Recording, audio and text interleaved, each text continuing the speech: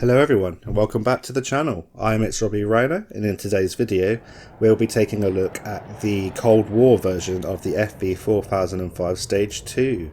So in Cold War, this tank is a British Era 1 tank destroyer for the Western Alliance, and it does differ slightly than the World War II version, so I'll talk a little bit about the differences, not that it matters too much, and then we'll talk about how powerful this tank is in Era 1.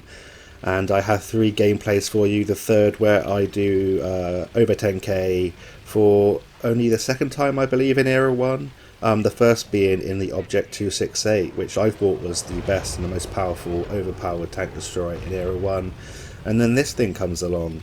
But first I kind of want to ask all of you what your thoughts are on having all of these World War II tanks just rehashed, the statistics changed and put into Cold War. I don't think it's really that great. Is it a little bit lazy? Yeah, it probably is. I like having unique tanks in Cold War. I think that's what people are looking for from this game mode. I don't mind having a few, but I hope it's not, a reoccurring theme where they just put World War II tank after World War II tank in Cold War, but maybe that's a longer discussion for another day. But for now, we'll talk about the statistics of this tank, and I'll talk you through why I think this shouldn't be in Era 1 of Cold War. It's way too powerful. It is overpowered, I'm going to go out there and say it. It's extremely fun to play, but when you can take off half to 3/4 of the health of most of your opponents in Era 1 when you're playing against predominantly, newer players, and, you can one-shot, some of the tanks as well if you roll high enough. Or even if you roll low in terms of like the T44A and that kind of thing. Yeah, it's absolutely crazy when you think about it. So the FV4005 Stage II in Cold War, it comes with 1950 hit points and 490 meters view range, which is perfectly adequate for Era 1 of Cold War. The 1950 hit points is sort of top of the range in terms of tank destroyers for the British tank destroyers in Era 1 and tank destroyers in general in Era 1. Mobility wise, it's really good news, and it's a lot better than it is on the World War II version. You have a 950 horsepower engine, an 18.62 horsepower power to weight ratio, which is crazy when you think you have a 183mm gun attached to this giant turret that can go around at that kind of speed. You go at 40.3 kilometers an hour forwards, 16.2 kilometers an hour backwards. Your hull traverses at 34 degrees a second, and your turret is still slow like the World War II version at 18 degrees a second. But if you move your hull and your turret at the same time, you won't have any problem acquiring your targets. And the only things that might cause you a bit of an issue are those pesky little British light tanks when they try and circle you. In terms of the armour, it's the same story as the World War II version. You don't have any. It's double digits in terms of the millimeters. It's like 15mm on the turret. You're going to be penned by HE rounds, HESH rounds, so do be wary of that, especially if you come up against an opponent in the FV4005. I'm sure they'll be choosing to fire HESH straight into your turret. But now we come on to the main talking point and the reason why it's so damn powerful in World War II, and especially in Era 1 of Cold War, is this 183mm gun. You get this from the get-go. You don't have to upgrade any guns to get the 183mm, and I'm still using the stock gun on this tank purely because the upgrade costs 2 million silver and I don't have it, and the other reason why you don't really need it, you may only need it if you want to go for marks and take it to that next level. It only improves the rate of fire and the accuracy by a small amount, and it's not necessary, but eventually I'll get it when I manage to get some silver. Yeah, this mode's very expensive for Cold War game mode. So this gun, it fires 2 rounds a minute with a DPM of 2300 with AP and 2900 with HESH. You have 1150 alpha damage on its standard AP rounds and 1450 on its HESH, the premium HESH and the HE.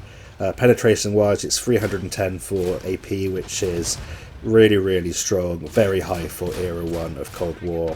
240mm penetration on the HESH rounds, which is really good, and only 92 on the regular HE, and it's just not worth carrying the regular HE in my opinion. In the World War II version, it has 200 more alpha damage than the HESH, but that doesn't apply to Cold War. So yeah, just carry the premium HESH if you can. If you can afford it, don't carry the regular HE. It doesn't do any more damage in Cold War.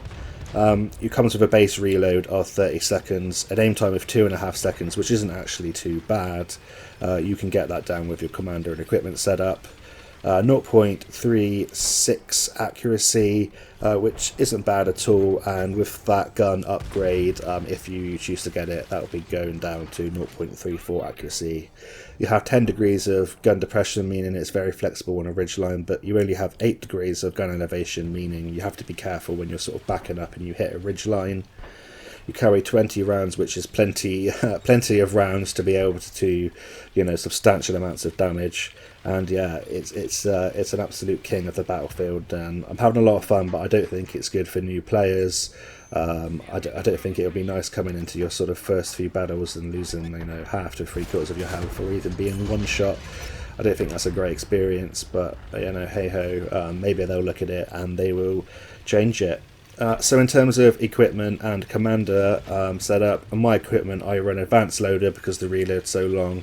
I run advanced gun lay and drive because I want to get that time down as much as possible, so I don't have to expose my turret, my weak turret, for for as long as you might have to if you didn't have this piece of equipment.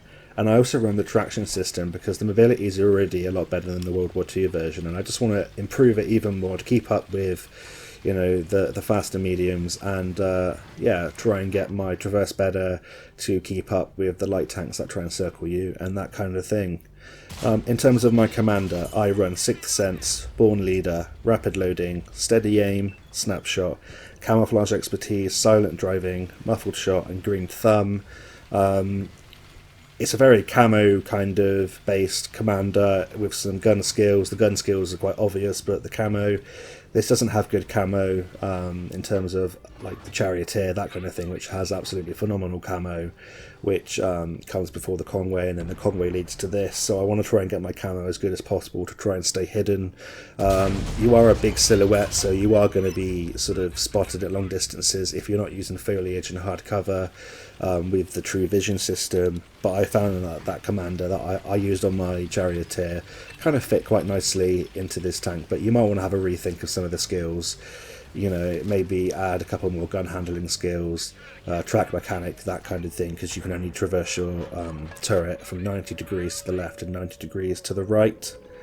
And another mention in terms of the equipment, you might want to consider the advanced reloader, which is that skill that allows you to change ammunition without reload penalty, meaning that you could choose to fire HESH or AP on the fly, and you don't have to preload it and wait for that massive reload.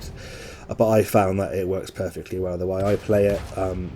But maybe if you're a newer player, you might want to have that opportunity to switch out at an instant to choose the best round for the job. That's up to you, but that's just sort of food for thought there. So in terms of my stats now, in terms of the tank, I now have a DPM of 2,898 with AP, and a DPM of 3,654 with HESH. I now go 44 kilometers an hour forwards, and down slopes and stuff you can get it to 60 kilometers an hour, which is insane when the World War II version is so much slower. And I can now go 17.82 kilometers an hour backwards, which is really nice.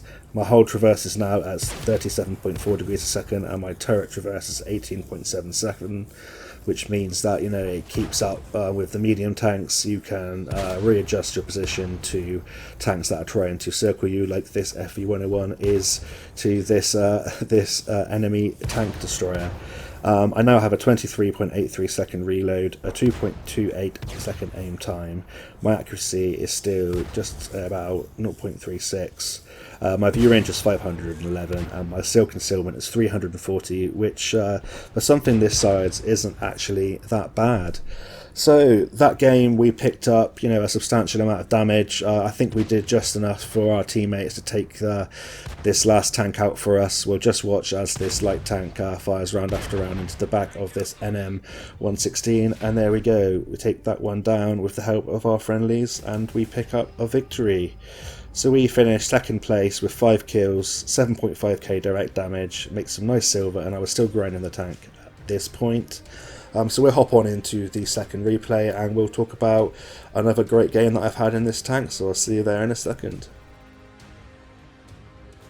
So we're now into the second replay of the video. We're here on Kaunas, and this is the first sort of game I had in this tank where I was thinking, this just can't sort of be in Era 1. I just don't think it's that good for the game. I do think it is that good in terms of its capabilities. It's too good in my opinion, and if you have games that allow you to get your reloads in and deal your damage, you will have massive damage games, and the amount of damage that you do per shot just means you have such an impact. And if you have a great scout on your team like Space Cowboy is on our team, I think I've seen him in maybe Clone Guys videos and that kind of stuff. He's a good player, and he's there in the British light tank, the FV4005 Scorpion, going around spotting up enemies, and I know where the enemies are, and even if they're not directly spotted, I'm able to use the True Vision system to find them at the back there and put shot after shot into them. So I use combat rations on this tank, as you can see, just to improve that reload even more, and with the combat rations it's just shy of 23-second reload. We've already got 2 shells in the first couple of minutes, and we're already up to 2.1k direct damage, and we're just going to just rinse and repeat. And it might not be the most enjoyable kind of gameplay for some of you out there, but you have massive impacts, and you will have a fantastic win rate if you play this thing patiently and you play to its strengths, which are this massive gun and its penetration, meaning you're going to likely penetrate if you fire AP, and even if you fire the Hesh and you don't, you're going to splash tanks for a substantial amount of damage. You're going to track them and you're going to damage modules, and that's the great thing about such a high caliber of gun. Same as in World War II, you will damage modules, your set tanks on fire, and you will get a lot of nice ammo racks with this tank. So I'm looking at a shot on this light tank here. I just want to try and get their enemy light tank, out of the game, to try and help my light tank out, and also to mean that I'm not the one getting spotted at the back, and I have sort of the opportunity to poke out and see tanks at the back. It's quite frustrating when you are spotted in this tank, because people will shoot you. They know you're a threat, and people should. You are such a large silhouette, so if you get caught out in the open, don't expect to last long. But when you can do that much damage, if you play this sensibly and patiently, yeah, you will start to rack up the damage. A good thing to note, if you get used to the sort of shell velocity, because it is the same between the AP and the HE and the Hesh, if you want to try and sort of fire at light tanks on the move, it might be better to go for the Hesh rounds, because if you miss and you splash the ground in front of them, there is a chance that you'll track them, you'll take their tracks off even if you don't directly hit them, and that will be able to help your friendlies out, as I'm trying to do here with the AP. Unfortunately I'm missing. It's very hard to hit those light tanks anyway, especially with a gun like this. But when you do pull it off, it's very satisfying. Due to the turret traverse being sort of slower than the hull traverse, if a light tank does decide to circle you, and the fact that you can only turn your turret 90 degrees to the left and to the right, you're going to want to free aim. You're not going to want to auto aim. You're going to want to get into outside of sniper mode, turn your gun around manually, and lead your target and fire in front of them. I'm just trying to get shots on these damn light tanks, maybe wasting some shells here, but there wasn't anything else at the moment for me to shoot. I've come to this location on Kaunas because I know that light tanks will go down that side and spot for me out in that open field, and I can also relocate round to the back here and take out tanks that push up from the south. This M1A1 Bulldog has made a massive misplay. M4A1 Bulldog, sorry, made a massive misplay coming up. He gets sandwiched between two tanks, and that allows me to get my reload in and put a massive shell in, setting him on fire due to the the high caliber of this round, and taking our damage total to 3.8k damage. And yeah, you're going to need rounds that aren't over in the first sort of 3 to 5 minutes. You're going to want to have rounds that last a substantial amount of time to be able to get the really high numbers. And it actually happens more often than you think in Cold War. I found that World War II games at the moment are lasting a lot shorter for me, and Cold War games are lasting a lot longer. I'm guessing that's due to the the higher hit points, that kind of thing. Yeah, but you're going to need those games where you're able to get your reloads in to be able to dish out the damage. But even if you don't, the impact that you have just by putting your rounds in at the start of the battle means that you have a larger impact than you would in maybe some other tank destroyers. You're able to finish off half-health targets in one shot, and you weaken opponents so much at the start of the battle if you get your shots in. It just means that you're able to get your win rate higher, and I think my win rate in this tank might be above 60% or something like that. And I notice on the leaderboards, if you go on to I think it's clans or whatstars.com, I'll try and link it in the description. You can see how well tanks sort of perform in win rates and how many people play the tanks and the marks of excellence requirements, and you'll see that the marks of excellence requirements, this is the hardest to get your free marks and your gold marks of excellence on, and yeah, it should be, because it's the easiest tank to play, especially if you're a sort of more experienced player. So I've noticed there's that enemy FV4005 sitting at that little windmill there, and I'm just trying to use the the true vision system to see if I can see him poking out. Unfortunately I can't, but we're on 5.2k direct damage, and I want to try and push my damage total higher. It's a close game at the start, and it might look a little bit campy, and you're going to kind of have to play that kind of campy role. You do have kind of sort of slower medium tank mobility. You have this massive gun, but you don't want to be overly aggressive because you have this massive silhouette, this massive barn of a turret that will get penetrated with ease from anyone, so you don't want to be overly aggressive. If needed, you can play this thing like a sort of medium tank, but people do know, or they learn to know, that this thing has a long reload, so they can come round and put multiple shells into you for every one round you put into them. So this tank is like the king at trading. If you're able to fire 1 for 1, you will win every time because you do so much damage. And we're just going to try and get a shot in the distance on this T44A, and look at that, with the Hesh round, 1364 alpha damage there, and yeah, he's almost gone out of this game. That takes our damage total to 7.7k direct damage, and I'm just going to try and help out this medium tank. I'm letting my teammates know every time I'm reloading that I'm reloading using the radial commands. I don't know if that's annoying for some people, but I always find it useful to know if there are TDs nearby me that I know have long reloads, how long they've got left. Maybe I can stall the opponents coming round, and I was going to go in for a free aim shot there. You see me swivel round and aim where I think that light tank was going to go, straight in front of me, to be able to get my gun in front of that target and allow that light tank to come across my path and fire before he gets there, so that I'm able to hit light tanks on the move. And that's a really good skill. I've got a tips and tricks video that I'm working on at the moment with quite a few tips and tricks, and one of them is sort of free aiming and not having to use auto aim, and that's a really good skill that you can have in this tank. So I'm just moving now across here, trying to get a different angle on that enemy FV4005 at the back. I think he's also having a really good game. I want to push up and see if I can get a different angle and maybe try and at least chunk off one shot of damage.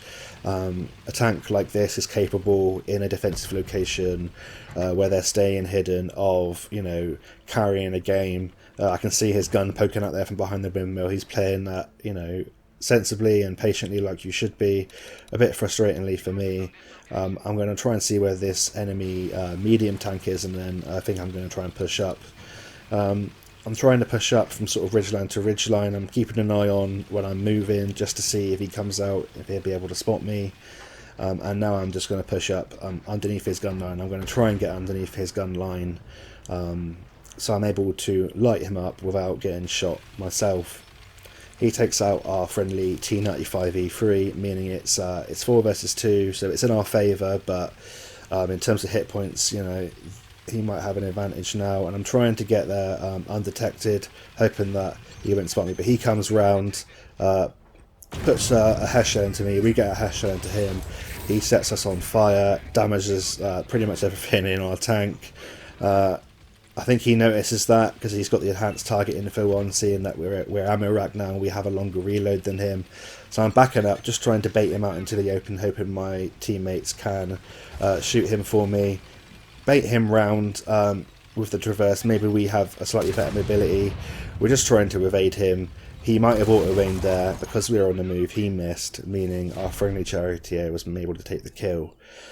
So that was another really nice game, a higher damage game than the last. We finished in second place again with 4 kills, 9k direct damage, 390 assistance. Still not fully upgraded, and we make some nice silver, and we're going to head on in now to the game where I do over 10k damage, and it just goes to show, you know, what absolute crazy things this tank is capable of, so I'll see you there shortly. So we're now into the third and final replay of the video, and we're here on Redshire. And this map might be a little bit problematic for this tank sometimes, because it's a very open map. There isn't a lot of hard cover apart from these houses down in the sort of open fields. But I'm going to take this tank to the sort of ridge lines, to the so slightly to the left of me. I've gone a slightly wrong way, and I'm lucky that I don't lose any hit points at the start of this battle.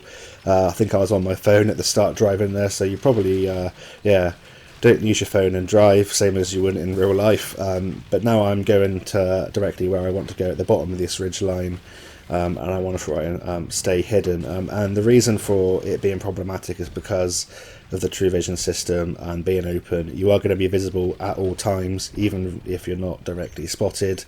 So you want to get to a position like I am at the bottom of a ridge line where I can poke up, get a shot down, and try and stay hidden from where I think the opponents are going to be. I lock on there using RBRT, just poking up above the ridge line. Probably should have aimed it, but the accuracy held out there, and yeah, we get a nice starting shot off at 987 damage, and help get one tank out of the game. This T54 has got a death wish, he's coming round, and this is one good thing about coming to a position like this. It means that I'm spotting the ones that are crossing towards the south. You still have really nice view range in this tank, and you also have a relatively good camo rating for your size. We've picked up 2.1k damage already with that shot on the T54, and we're already up to 332 assistance.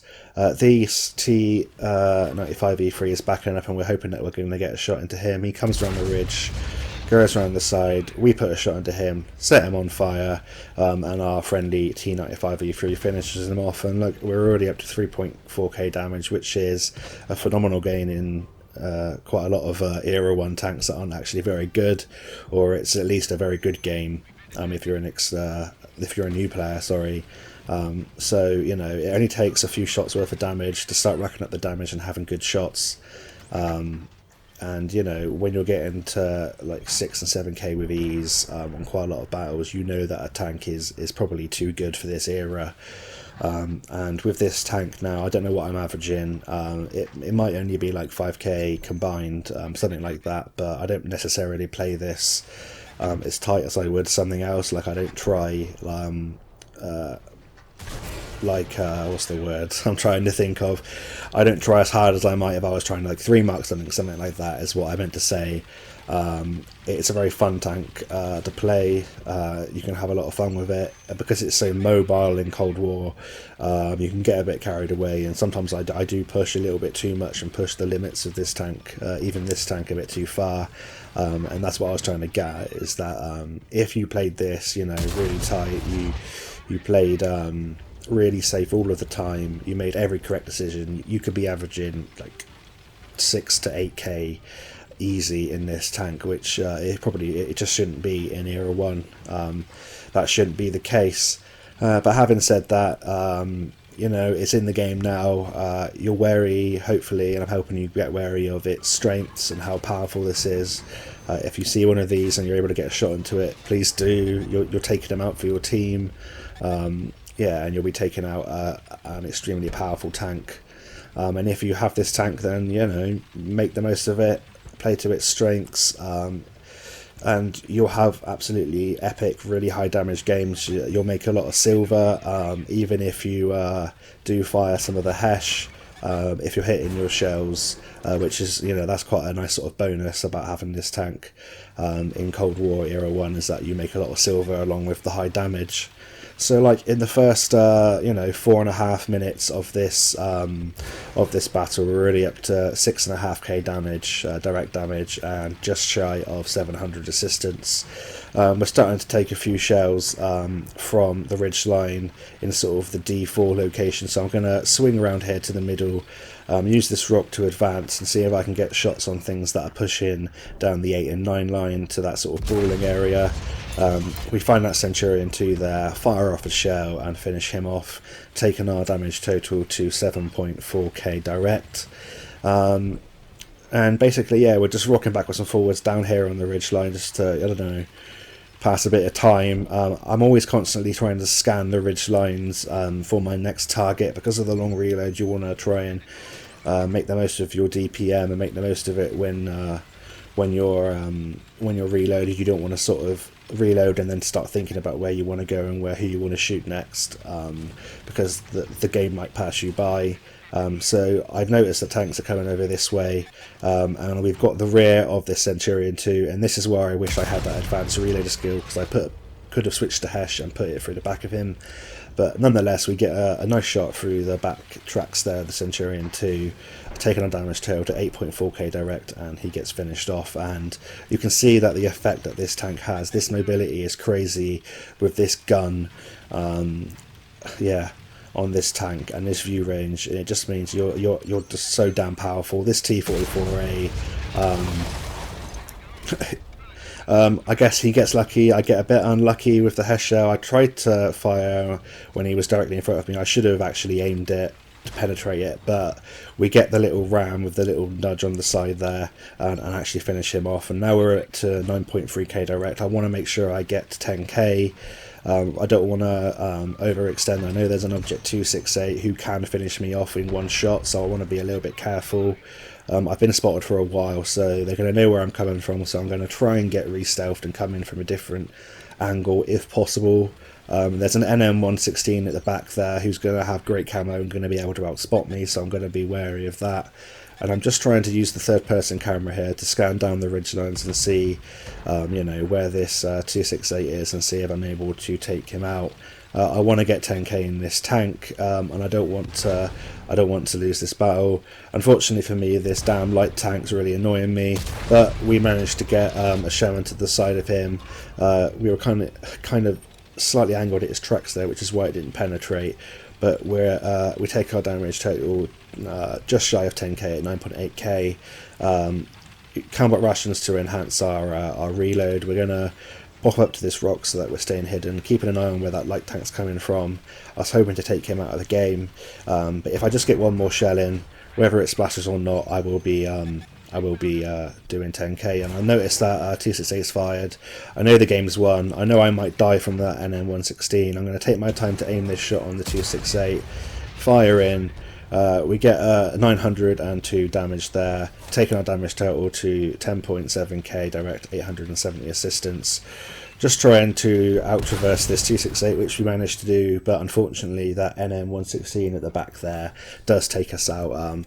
Yeah, it's not surprising he takes us out there. I was very willing to lose my health or lose my tank to him, in the knowledge that it's a 98 to 99% certainty that we're going to win this game, and I've already reached my over 10k damage for this game. So I'll skip to the end of this video, and then yeah, I'll say goodbye, and I hope you all enjoyed it. So we're going to see how we get on with the MVP screen. So that's the end of that battle, where we finish MVP with 10.7k direct damage, 870 assistance, 2 kills. That's only a second class mastery, which goes to show how well people play this tank. We make a nice bit of silver there with our first win of the day with that op that was going on. And yeah, it just goes to show how powerful this tank is. I don't think it should be in Era 1 of Cold War. Let me know what you think. And I hope you enjoyed this video, and yeah, be careful when you come up against these tanks. So until next time, I'll see you on the battlefield, and bye for now.